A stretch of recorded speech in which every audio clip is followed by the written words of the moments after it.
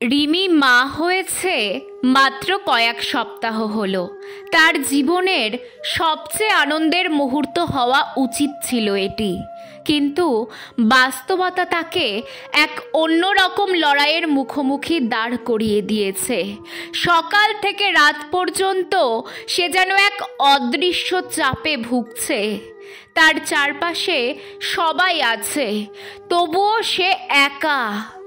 বাচ্চা রাত জেগে কাঁদলে কেউ কেউ বলে তোমার দোষ, ঠিকমতো খাওয়াও না বলেই তো বাচ্চা শান্ত থাকে না। বাচ্চা যদি একটু বেশিক্ষণ ঘুমায় তখন আবার শুনতে হয় এই তো দেখি মেয়ে বেশ আরামে আছে, এত আরাম করলে মা হওয়া শিখবে কিভাবে।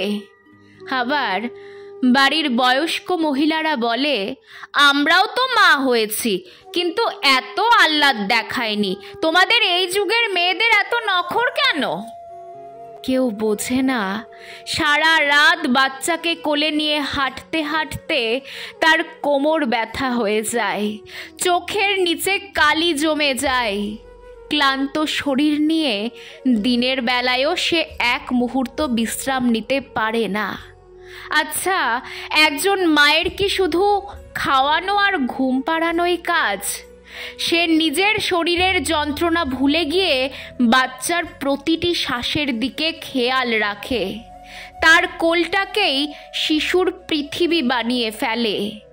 সারাদিন পরিশ্রম করে রাতেও সে ঘুমোতে পারে না, কারণ বাচ্চা একটু নড়াচড়া করলেই সে চমকে ওঠে।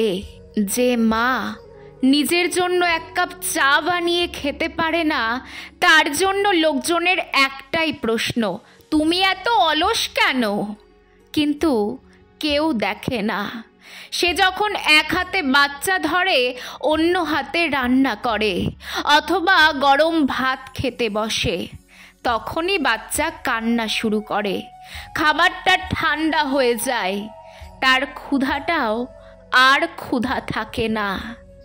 একজন মা শুধু সন্তানের জন্ম দেয় না, সে প্রতিদিন একটু একটু করে নিজেকে বিলিয়ে দেয়, কিন্তু সমাজের চোখে তার সব কাজই যেন স্বাভাবিক। তার চোখের জল, তার ঘুমহীন রাত, তার ব্যথায় কেউ কখনো হাত রাখে না, বরং খোঁচা দিয়ে তার মানসিক শান্তিটুকু কেড়ে নেওয়া হয়। এই নতুন মা যদি একবার ভেঙে পড়ে, কেউ কি জানে তার বাচ্চাটাও কষ্ট পায়?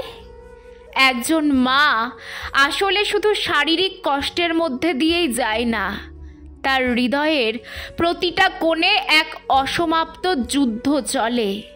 এটি এমন একটি যুদ্ধ যেখানে সে সব হারিয়ে দিয়েও ভালোবাসতে জানে।